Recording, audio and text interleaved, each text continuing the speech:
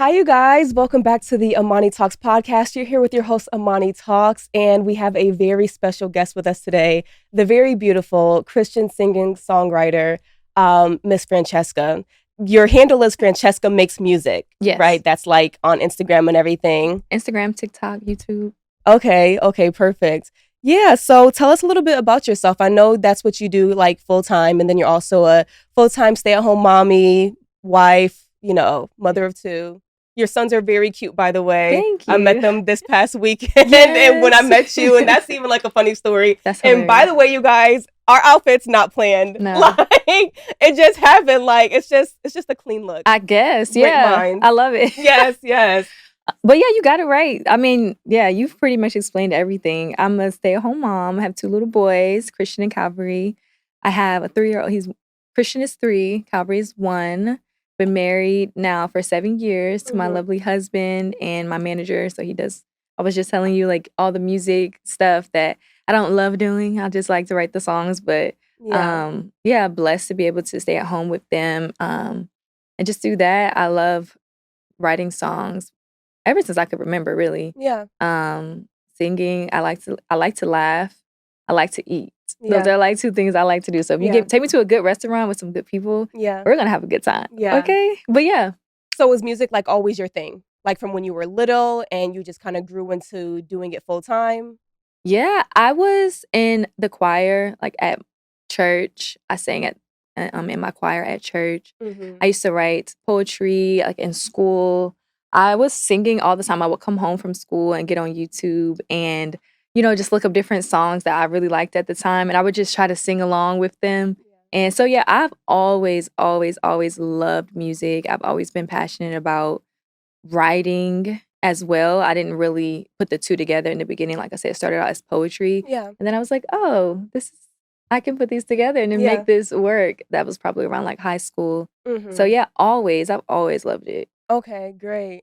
It's a really funny story how I reached out because we got connected through a mutual, Christy. Yeah. And she sent me your profile and was like, I love connecting people. You should check her out. And so I reached out for you to do the podcast. And then I visit a church called 2819. It's not my home church, but I think it's your home church. Yes, it is. Okay. My friend invited me a few months ago. And so I come every often, but I'm a part of one of their squads, one of their women's groups. And we were just there at the block party this past weekend, and I'm handing out Fruit Loops to the kids. And I go to hand one to her son, and then the dad is there, and I'm like, can he have Fruit Loops?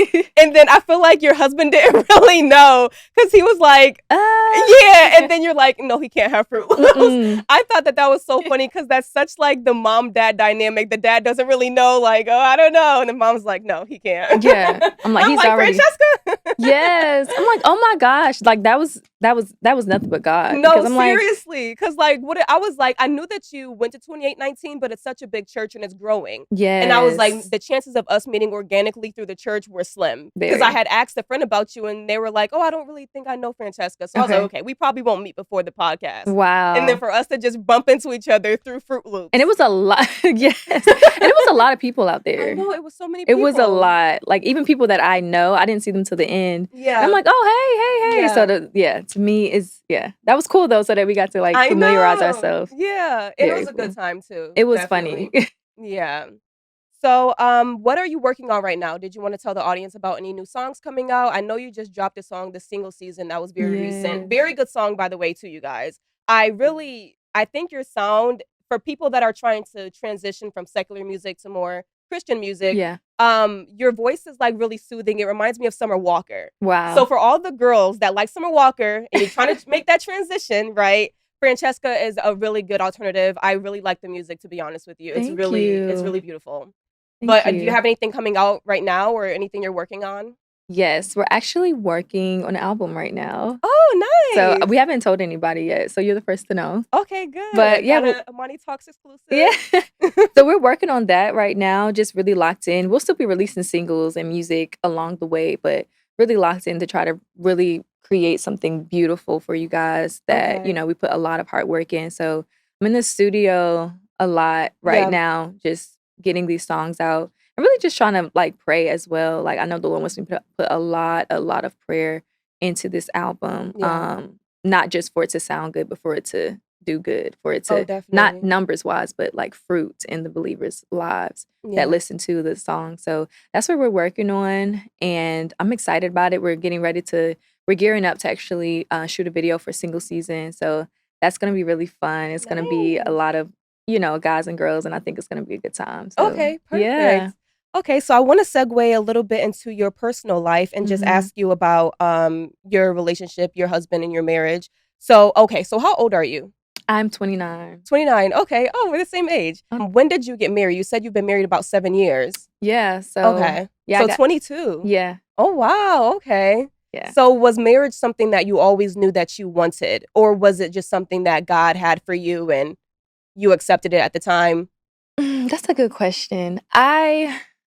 When I got to Atlanta, which was about 2015, I had just got out of a really bad relationship, and like he had cheated on me, and it was terrible. Like I had just did not have a good view of relationships at the time.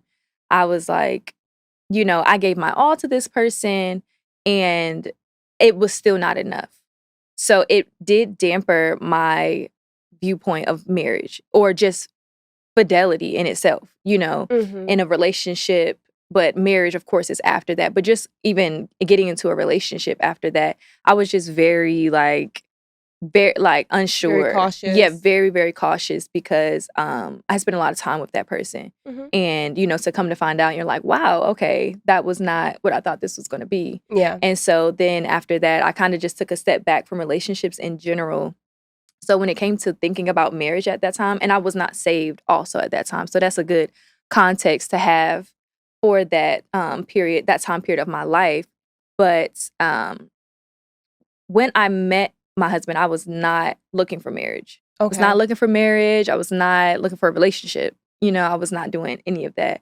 But when we met, it wasn't until after we ended up, liking each other and finding ourselves really not being able to not wanting to be apart and really just like, yo, I really rock with you. Like, Yeah. I think this could be a thing that we could do forever. Y'all was locking in, like, Yeah, yeah. like, and I would say it was more so who I was seeing, like I could see like his certain traits about him that I feel like were genuine for real. Like, because like I said, I had my guard up, I Yeah. just wasn't sure.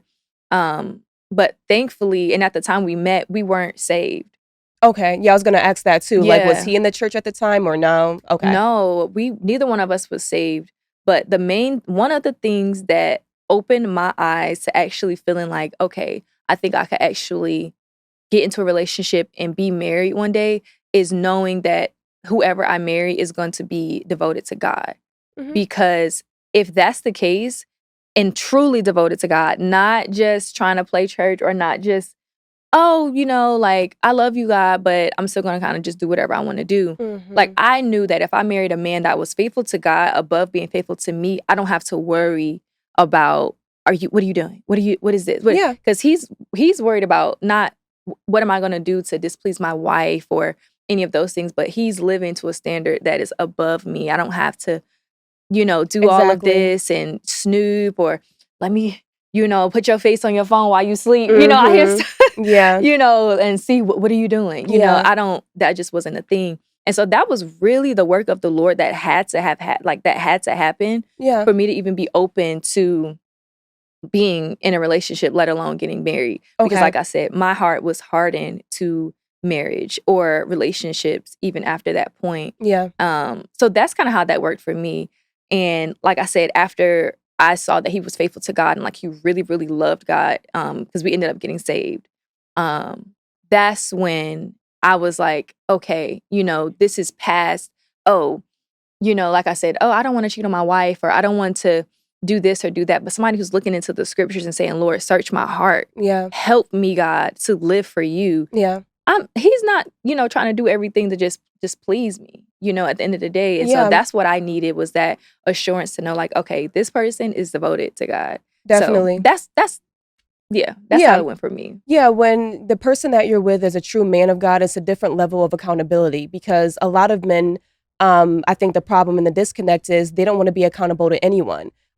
We have it's not the idea, it truly is that the man is the head of the household, but God is over the man. So if he has the idea that I'm accountable to God, so it doesn't, that's going to be my umbrella, then everything else will truly fall into place if that's truly where his heart is, 100%. And like you said, not just playing church, not just playing like, oh, God, but then my life too. Yeah. It's like all together. Yeah, I totally get where you're coming from. And I wanted to say something to the point of like some men, I would say men of God do want to be held accountable. Yeah. Like they do want to be under, I would say maybe men in the world or people who don't subject themselves to any type of authority under God. Like I feel like men of God do want accountability. Yes. I do feel like that if people will find themselves really trying to seek out the person and see like, okay, is their heart aligned with God? Mm-hmm. Then they'll find someone who wants to be actually accountable. I don't think all men are not wanting to be accountable, if you get what I'm saying. You know what I'm saying? No, I meant like worldly men. Okay, like I think that they lack a lot of accountability in their personal lives, and that's where a lot of our relationships deteriorates because they feel like if I don't have any accountability, I can do whatever I want. Yeah. But having accountability under God, you're making sure that you are doing what you need to do, and then that translates into your home life as well. Exactly. And everything running in order. Yes. So 22, that's really young. Mm-hmm. That's super young. Well, I don't know. When I had when Christy was on, she got married at 24 or 25, and I was like, I thought that was young. And people were in the comments like, girl, that's not really that young. But it's younger than the national average. People are tending to get married a little bit older now. But when I think about what I was doing at 21, 22, I'm just like, because I always had the idea of when I was younger, oh, by 23, I'm going to be married. And now that I'm 29 and I'm just like, Amani, what would you have been doing at 23 married? Like you were delusional. Like that was never going to happen. But when I do see it happen and it's successful, I do. I give kudos to people like that because you knew at a young age what you wanted, and you had God at the forefront, and it's working out. So it's beautiful. All glory to God. Yeah. Thank you. No, seriously. Yeah. Yeah. Thank when you. we see so many things falling apart with relationships, when we see things, sticking together, it's like that's God, 100%. Facts. Okay, so I wanted to kind of get into your music now. I was going through your Instagram and your YouTube and everything, looking at the different tracks. And one track that really stood out to me was Memory. And I like that one so much because it really gave, I think, just like a brief kind of, synopsis of a little bit of your testimony. And I think our testimonies are extremely important to the Christian life because for us, it holds us accountable whenever we start to go through lows in our life and we start to doubt God and we don't know what we have for our future. When you're doubting him in the moment, one thing you cannot doubt is what he's already brought you out of. Amen. Like your experiences with him. So our testimonies to us are just tools for us to remember where God has brought us out from and what he can do in the future. But it's also important, and I tell people this all the time, to tell your testimony to as many people as will hear it because they need to see that relatability. Because when they see themselves in you and they see, oh, God brought her out of that, he can definitely do the same for me. And I think our lives and our testimonies are really the best tools that we have as Christians to show people the power of God in our lives. So I really just wanted to get into a little bit of your testimony and for you to share as much as you're willing to share with us and take a few minutes for that. Yeah, well, thank you for checking out my music. First off, I really appreciate that. Memories is one of my favorite songs to date. I remember staying up about 3 a.m. writing that song. The Lord was just speaking to me, and I remember just having the beat on and really just thinking back on my life and really just being like, wow, I'm really not who I used to be anymore. And I think sometimes as you get comfortable in living a Christian lifestyle, because I do feel like that happens for a lot of people, you get at this like you coast a little bit, and I feel like you said, you need to keep reaching back to keep remembering where God has brought you from. So for me, 2015, I moved out here. I was really, really, really wanting to do music at the time, which is interesting that now I'm doing it for God. And I'm so happy because it's so much better, But I moved out here and I had a really tumultuous relationship with my family at the time. It was just really hard. Life was really hard. Identity was not there. I was really trying to seek out God. Who am I? What do you want me to do? And like I said at the time, I know I was good at writing songs or doing this. And so I said, I'm just going to get away. And that's what I did. I moved to Atlanta. I didn't have anything really.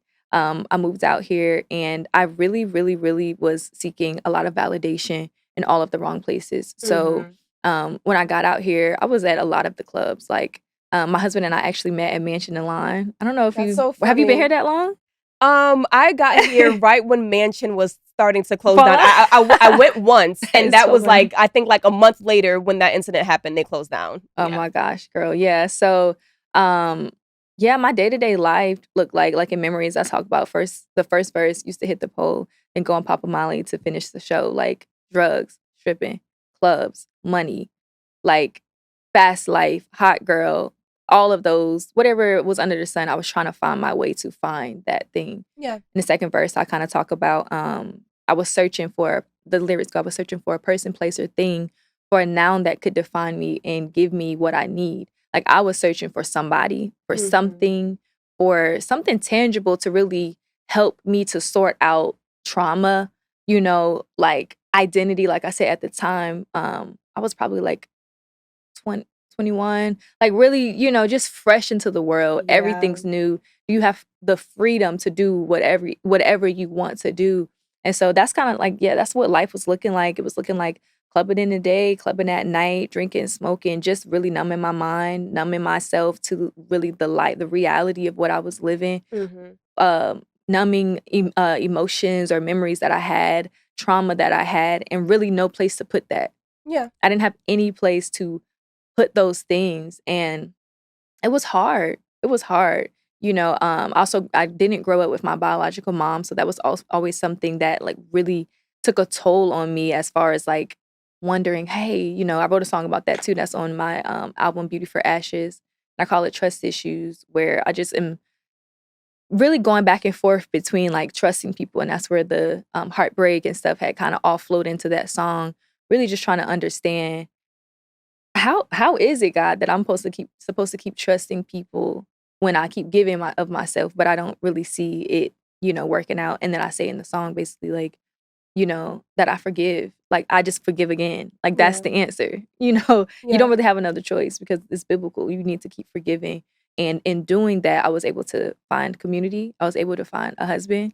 I was able to be mothered by a stepmother who loves me and cares for me. And I was able to open myself up rather than those trust issues hardening my heart. Yeah. So that's what kind of like a bit of my testimony looks like. It's still unfolding as we're even speaking, just so many different levels of healing and just finding my way with the Lord, allowing him to order my steps. So that's kind of like what life looked like for me back then. It's amazing to say that's almost 10 years ago. Yeah. Like, one, time is flying. But that's what life was looking like for me. That was part of my testimony. And really not everything. Even I was speaking about, I think in the second verse, the first verse where I speak about just kind of really dating for stature or money, or you know what I'm saying? Like I said, I wasn't interested in a relationship. I was more so interested in what can you do for me? And I feel like that's an overall theme of, the dating scene in the world right now of just like, it's not I'm here to help. I'm here to, what can I get? And honestly, when it comes to love and sacrifice and all of those things, is what can you give? Yeah. And that's going to continuously, and that flows into the, just marriage and why having, like I said, glory to God, but having a successful marriage when you're looking at what can I give and always what can I get. So, yeah. And that was really hard, going through a season of life where you only see people through the lens of their pockets. Oh my gosh. You know what I'm saying? Like, wow, okay, let me try to calculate how much you make. Yeah. And if you're worth my time. That's not how we should look at people. Definitely. So that's what I mean by like that. These are all pieces and parts of my testimony where God is just like reshaping my heart, reshaping my mind, renewing me, showing me, God doesn't look at the outward appearance. Like that's not what he's looking at. He's looking inwardly. And so I feel like that was something that the Lord really allowed me to do to even find a husband. You know what I'm saying? And the one that he had for me. So that's what God has done for me. He's amazing. So glory to God. Definitely. So you grew up in the church because you said you were in the choir and that's how you really got into singing. And so it's really a story of how you kind of strayed once you got to Atlanta and got caught up in what Atlanta has to quote unquote offer. And now you were, well, not now, but then you came back to God and your faith and everything and your relationship with him. And I feel like that's so relatable because for a lot of women, well, a lot of people that grow up in the church, when that's all you kind of know, because that's really a big chunk of my story as well. Grew up in the church. Mom was very involved. So when church was open, we were there. Like, that's just what it was. Sunday morning, Sunday night, Wednesday night. If we had holidays, events, we were there. And then same time frame, around when I turned 21, I think what happens is you start to feel like you're missing out because, and we're going to get a little bit more into this, but a lot of times we can see the Christian life as being restrictive because of all the things that we feel like we can't do. We can't go out and drink with our friends. When you turn 21, the culture tells you to go out and have your first drink. Go get drunk for the first time. Go have a blast with your friends. And we feel like, oh, I can't do this. I can't date him. I can't. And it feels like can't. And it starts to feel very restrictive. And you feel like my life is passing me by.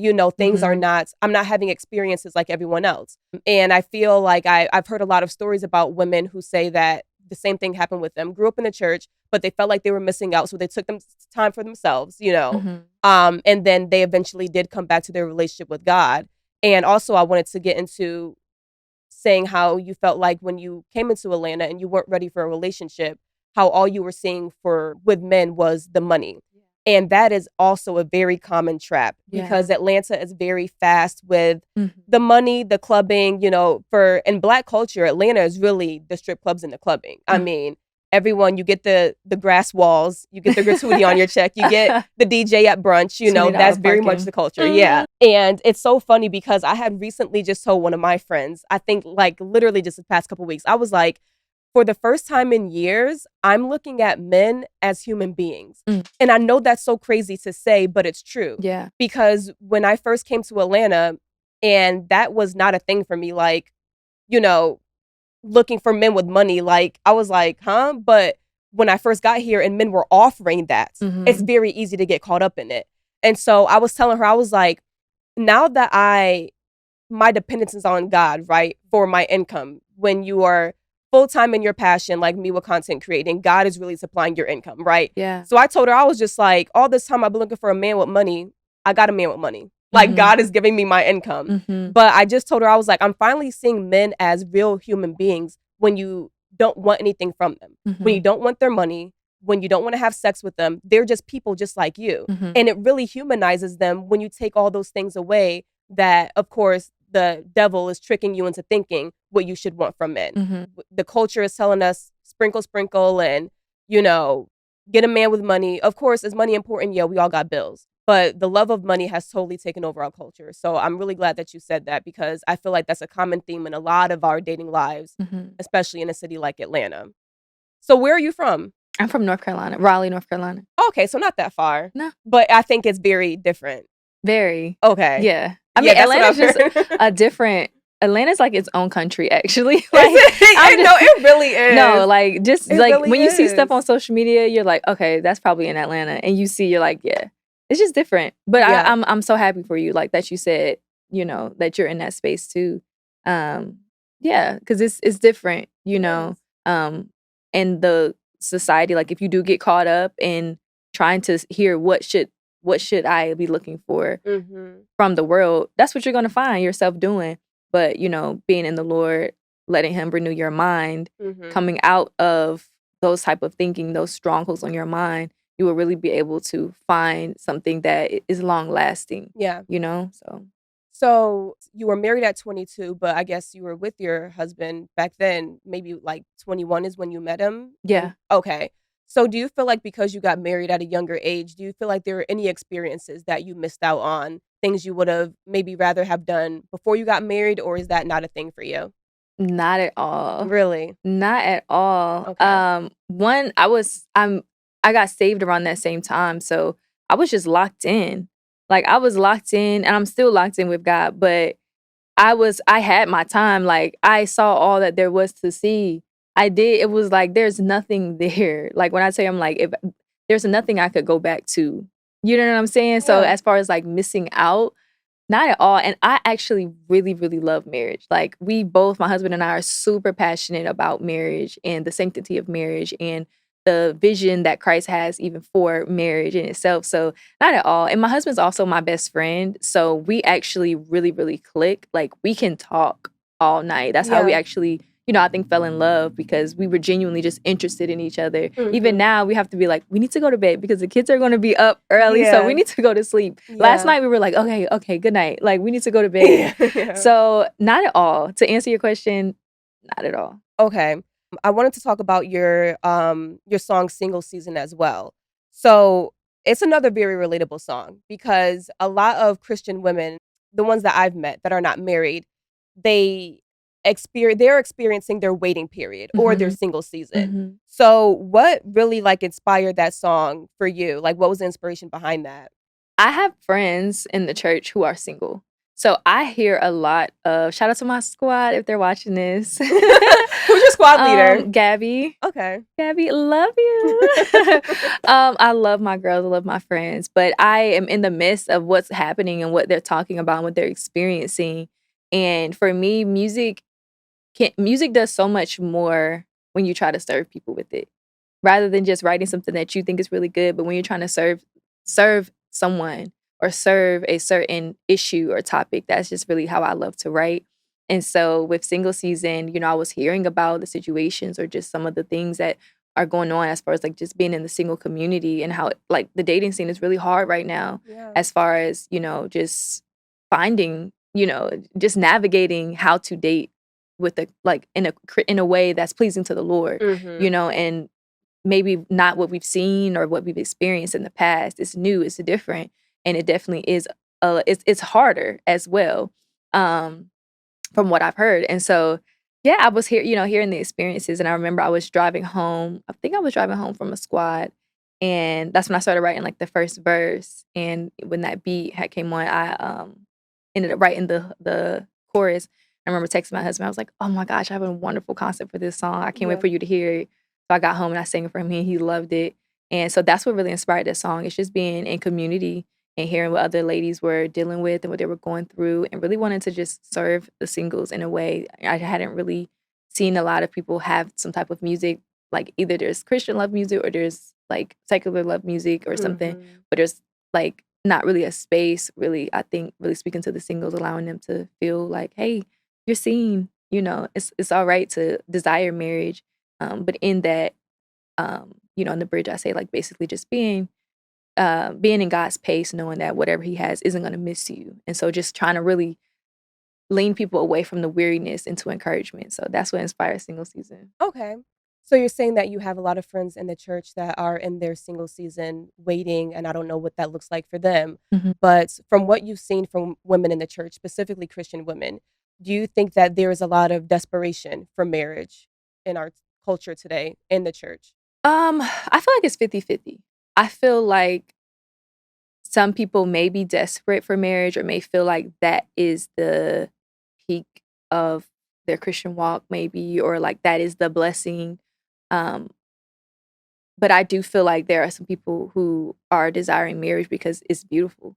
Yeah. Like I feel like and I feel like that kind of can go with anything. There's some people who would abuse a certain, like we said, like the love of money rather than being financially stable. There's just like a different spectrum to everything. And so that's what I feel like in the church, perhaps I haven't met anyone that I feel like is desperate, but I do feel like that has been a theme in the past, because I do feel like church sometimes can lift marriage on a pedestal to make it seem like, okay. And that's what I speak about in the song, where I say like married folks keep saying, just keep praying. And that's how I feel like some singles feel almost brushed off at a sense, like, girl, just keep praying about it, you'll be all right. And it is a sense you do want to keep praying. In all things, you want to be in prayer and supplication, making your requests known to the Lord. But it's a healthy desire to have. You are desiring marriage is something that God did design us to want to have. So I feel like some people can maybe be desperate for it, or feel like this will complete me. This thing will make me whatever. I don't really know, but there's also the other end where people are saying like, hey, I'm desiring marriage. I'm at a point where I really do want to be in love. I want to have a companion. I want to have somebody to love. I want to, go on to have a purpose partner, a kingdom spouse. I want to go on to have children and build a legacy, and, have something that's glorifying to the kingdom. So I feel like it can be either, depending on the case. Yeah. So you don't really think that marriage is kind of like idolized in the church. You're just saying that people, they want it, but you don't see too much of it being like, No, I oh, think there's like 50-50. So I'm like, I think there is certain people who are like, yeah, that will make me, that will allow me to be so satisfied in my life that once this happens, I will reach this peak of my life. But like I was saying, there's also, like I said, I think it's just spectrums to everything. And so in this situation, like I said, there's people who are having the desire of the love of money. Like if I have all the money in the world, then I'll be so happy. And then there's people who are saying like, Lord, I want to be financially stable. God, I have a vision. I have a plan. I have things that I want to devote to you, Lord. And I need financial income. I need a stream of finances to help fund what I want to do for the kingdom. And so I think there's two different things. There's some people that might be driven by the wrong motive of a satisfaction rather than those who are driven by glory to God. Yeah. So what's your personal advice to the women that you feel do idolize marriage? Like in the song, I say like, don't get out of the pace of God. Don't get out of the pace of God. No man is ever going to complete you except for Jesus. So that's what I would advise them is to, if they are idolizing marriage, or if they don't even know if they are, to search your heart and to see and to examine yourself. The word says to examine ourselves. And so I would just ask them, hey, take some time to sit with the Lord to see, is this thing bigger than Christ right now? Is this thing, are you seeking this more than the kingdom? Are you seeking this more? Are you seeking his hand more than Jesus Christ, So that's what I would say, is to really examine yourself to see, is this something that's taking me away, taking my mind off of Christ? Because I feel like there's some things that can be in alignment with Christ, but then there can be, this is Christ over here and this is my desire right now. And if I don't get this thing, then then my relationship with Christ or whoever I am, I'm lacking. And in Christ, we know we are lacking nothing. Yeah. So that would be my advice, is just to really like allow them to look at themselves to see, is this thing an idol? Yeah. With anything in our lives, really. Is my career an idol? Is my man an idol? Are my friends an idol? Or is a microphone an idol? So for us all, like I would definitely say, if you're idolizing marriage or anything in general, we don't need to put anything before God. Definitely. Because the word says like if the Lord didn't build it up, then like he's not going to sustain it. And 100%. So at the end of the day, that's what I feel like, Yeah. I recently had a podcast, a solo episode that I did about, I think maybe about a month ago. And I was talking to women about how I feel like God delivered me from idolizing marriage, because I think that there have been definitely times in my life where I have prayed for a husband, and not specifically like, oh God, give me my husband next month. That wasn't what I was praying for. But I think when I really got into the word, and I encourage people all the time, like if you feel like you're out of alignment in any way within God's will for your life, really research it. Like get into the word and see exactly what he says about it. And I was telling them on that episode when I was reading through 1 Corinthians, and I saw what Paul had to say about marriage, and about how he was telling people that, there's a lot of benefits in being single too, because when you're single, you don't have these worldly necessities, I guess, to please your wife and take care of your kids. You can devote your whole life to God. Now, are a lot of single people doing that? Probably not, right? But I think advice that I would give to women about if they feel like they're idolizing marriage is to really think about, first of all, why we have marriage, glorifying God, right? It's not about you. It's about glorifying God. And I also see marriage as a really big responsibility. I really do, because it's hard enough just to go through life on your own. And now you got this other person that you have to be accountable to 24/7, right? Especially as a woman, not saying that our husbands are lording over us, but we are under our husbands in terms of leadership and guidance in the household, right?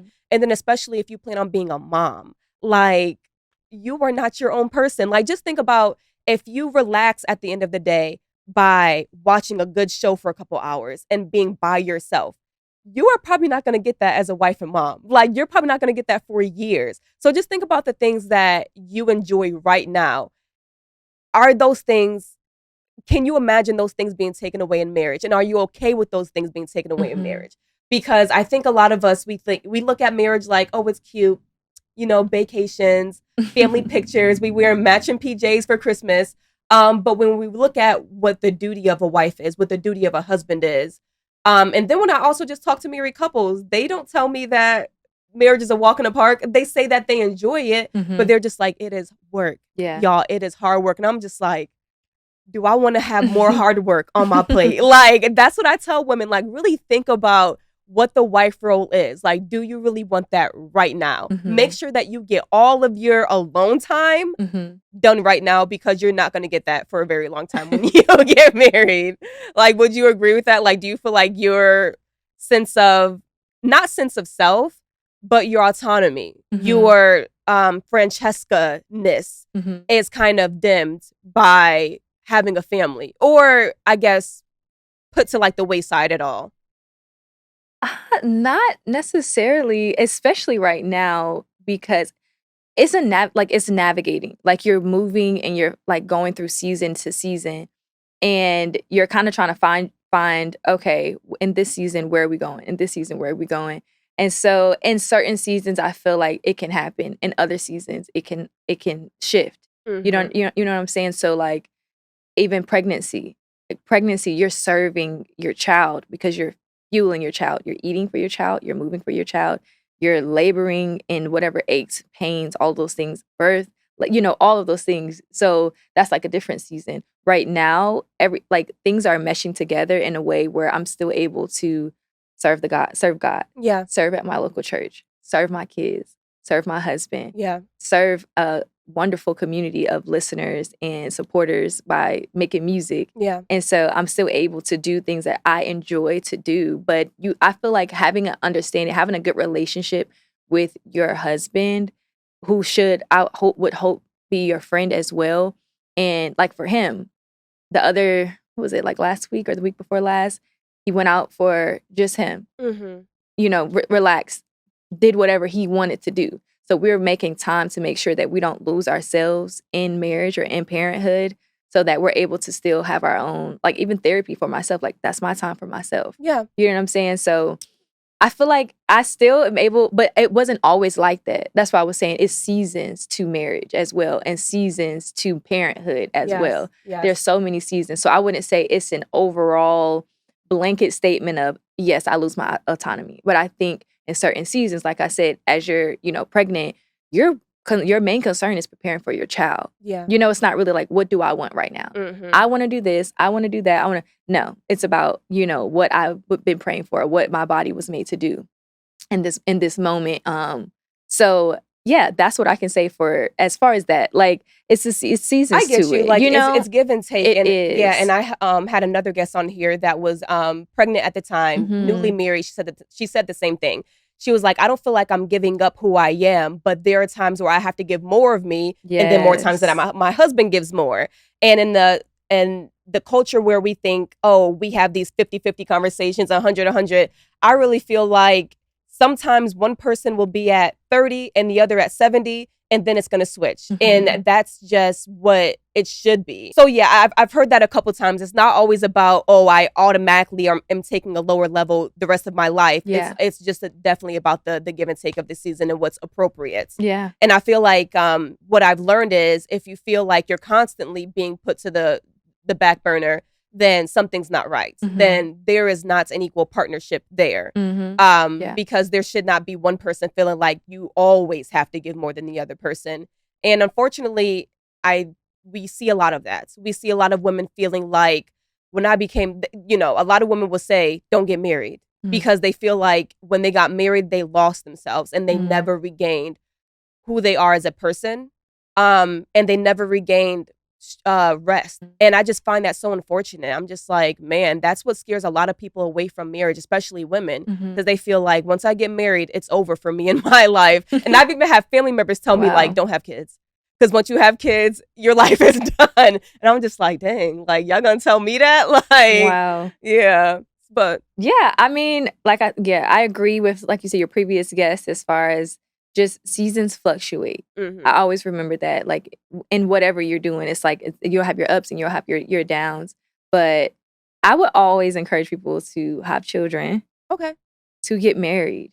if that is if that's the will of God for your life, like whatever God has for you, that's what I would encourage people to do. I would never, I'm just not that type of person to just, like, if you go to one bad restaurant, are you now never going to go eat again? Like, because you had a bad experience. And so it's like, just because one person's experience with their children was not the experience that they imagined, that doesn't mean that the experience that you have in your motherhood is going to be that. And so if someone's telling you, never go out the country because I got mugged, there was a cartel, this happened and that happened, and girl, never go out, and you've never gone, but you're like, oh gosh, now I'm scared. Now, but there's so many different beautiful countries. There's so many different beautiful experiences that could be experienced. But if one person's or a few people's bad experiences now spill over into your life, you're missing so many other blessings, so many other things that could be experienced because of one person's. And honestly, sometimes people might not be experiencing parenthood the way that they want, is because they're not really working on themselves.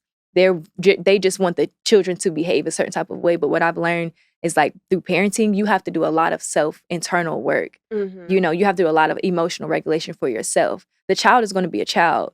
You know what I'm saying? Like, you're raising them. They're not raising you. So you have to constantly, like, allow yourself to be in the moment and work on yourself. And it's the same thing with marriage. So I don't agree. Yeah. I do not agree that once you get married, you're going to lose this, or you're going to lose that. If you marry the right person, you're going to find so much bliss. You're going to find purpose. You're going to find yourself being sanctified and looking more like Christ, because to do marriage right, you really, really, really want to be in the presence of God, apologizing quickly, forgiving quickly, and praying. Yeah. Like, those are three things. And, having a foundation on Christ, those are three things that's going to keep you, constantly, it's not even about who's right or who's wrong or anything like that. It's like, we need peace. Yeah. We need to talk. We need to have some type of unity here. So I do not recommend that advice to everybody. So when you hear about things like the 4B movement, what goes through your head? I don't know what that is. Okay.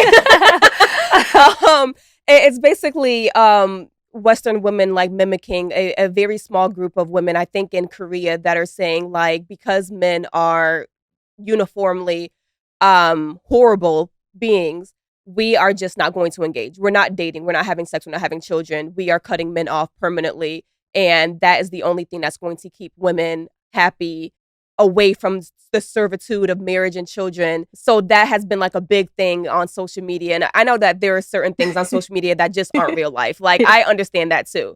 But I just wasn't sure if you've seen that, and what were your thoughts on that? Personally, I think it's foolish. Yeah. I think that is foolish to say all men are this, or all women are this, or everyone is not. Like I just said, if you had one bad experience with one thing, you continue to try different. Your Ford broke down, you might go to Toyota, you might go to Chevy, you might say, hey, I really don't like that. You know what I'm saying? But men, like, however they were raised might have a difference in how they're developing. Of course. However they were, if it's so many different facets to people in general. And are these people saved? Like, do they know the Lord? These 4B people, are they? I'm sure not. So that's one thing I can say too. Like, I filter a lot of things. Like, your biblical, one thing my pastor always says, like, your biblical worldview should be different after you know the Lord, after you have found God, after God has found you, essentially. Yeah. You should see the world differently. So I could understand how in a worldly mind, you could say, if I cut off all of these men, then now I will find peace, and I will do this and I will do that. But I don't see any wisdom in that, because that's not what I was created to do. It said, like, men and women were meant to be together, because there's a vision that God has for humanity and for society. And so if that's the way that he designed us to be, then that's the way that's what I believe. So I don't believe that cutting yourself off from all men and not wanting to have kids and do that, that's just not what I believe. Yeah. I find that there's so much purpose. There's so much to learn, and so much that I'm learning. Parenthood is not easy by no means. Neither is marriage, but neither is building a career or building the body that you want, or, you know what I'm saying, or eating healthy, easy. Or none of these things are easy. So do you just cut off everything because you run into obstacles? No, you continue to find what works for you. And so if those people haven't found the man that they need, I pray for them, that the 4B situation, that all y'all find the Lord, and that, that works out for them. Of course. But I don't agree with that. I don't Yeah. think that's not and like I said, if they're not saved, then I wouldn't expect them to have a certain type of mentality, because there's a guidelines for people who believe in the Bible. Those are our guidelines. That's what God created us to do. That's where He wants. The man is the head, and so that's why I'm like, I don't agree with that. I believe that there's someone, if that's the will of God for your life, there's someone. Because some people, not everyone's called to marriage. Not everyone's going to have children. Yeah. But I totally understand what you're saying. There's a design there, and there is a purpose in that design. So going against it is never going to be the answer. Yeah. I think a lot of women think that just totally abandoning relationships is going to be their source of peace. Yeah. But truly, your only source of peace is going to be Jesus, your relationship with Him. Yeah. So yeah, I get what you're saying. It's just really, I just didn't know if you had heard of that, Never. and I was like, she probably hasn't. I don't know if you're on TikTok and everything like that, where these conversations. I've never heard that. I'm not, and that's another thing. Some people will talk about stuff. I'm like, I never heard of that. Like, I have to. This happens often. I promise you. Yeah. I get you. All right. So, just closing out our episode. Is there anything else that you want the audience to know? Any last piece of advice to maybe your single season ladies? Anything you want to say to your squad, 2019 squad? Anything you want to leave off with? Overall, I would just say, like, even through the conversation that we had here today, don't what are the words I want to use? Don't discount or discredit like other relationships that you can have in the means of marriage. Like, that's one thing I want to pinpoint is don't write off all of the, that was my experience. I wanted to write off relationships after I had a really bad experience. And that's why I said I'm able to experience a beautiful marriage. Like, my husband is amazing. Amazing. Shout out to my husband. I love you. Don't allow bad experiences to keep you from experiencing other things that God wants you to experience in those areas. Open your heart, forgive. Do not live with a hardened heart. Like, do not do it. If your heart is this big and you have so much that's crowded in there, you need to clear all that out with unforgiveness and allow the Lord to have space to replace or to now put something there that's fresh, that's something new. But if you still have all this unforgiveness and stuff in your heart, there's never really going to be room for something new to happen. So remove those people, remove those experiences through therapy, through prayer, whatever it is you need to do. But don't miss out on the blessings of God because of a bad experience or someone else's bad experience. Yeah. When it comes to marriage and parenthood, I would say that, as I mentioned before, with just in anyone's single season, if you're in that, continue to understand that your steps have been ordered and everything's working out for your good at the end of the day. Be intentional about dating, though. Like, get dressed, go out. You know what I'm saying? Put the effort in. Don't sit around just not looking like you want to be approached. If you're in the back and you shoot out of church, right? No one's gonna see you, girl. Yeah. No one's gonna see you. Yeah. Or you go into the grocery store, like, look like something. Put your stuff together. I'm not saying you got to put a full face of makeup on, heels, and the whole nine, but take care of yourself. So I feel like sometimes Christian women could just be like, girl, no. Put an edge together, get the ear ring together, put a little, like, put the effort in, and, vice versa, like, men as well. Yeah. But, of course they pursue. So, yeah. But that's what I would say. Overall, this has been a beautiful experience. Yeah. Shout out to 2819. If y'all are not tapped in, 2819 Church is a church that I go to here in Atlanta, Georgia. If you guys want to visit, please pull up. Amazing church. It's the church that connected us, really. Yeah. Because Christy recommended me because I had told her about how I visit 2019, and she was like, Franchesca goes to 2819. So yeah, definitely. And if you want to watch digitally as well, we have what we call digital disciples all over the world. So definitely tune in and get connected. So yeah. And if you want to, check out music or anything, I'm on Apple Music, Spotify, Tidal, Pandora, all of the places that you find your music. Yeah, that's where you're going to find my music. And social media, Franchesca Makes Music. Yes, and I would definitely recommend for you guys to check it out. Like I said, she has a lovely voice. I'm not even really like an R&B girly, but I really did enjoy it because it's really good just music to play. Like I say, like it's really important to have really good even background music because at all times things are feeding a spirit in our lives. Yeah. And you have to feed the correct spirit for that to be the thing that is going to have control over your life. And what you're hearing, what you're consuming, what you're seeing every single day plays a part and I who we are agree. and how we act out and everything. So I would definitely recommend Franchesca's music, you guys. Thank you. Like I said, like you said, YouTube, Apple, Spotify, Tidal, all that. All the I love that places. you're on Tidal. Thank you. You better go Black owned. Okay, Black owned. We out here. Francesca, thank you so much for coming on the podcast. I really Thank enjoyed you. having you. It's been a great conversation. Thank you guys for watching, and I will see you guys next time. Bye. Where am I waiting? Right there. Bye.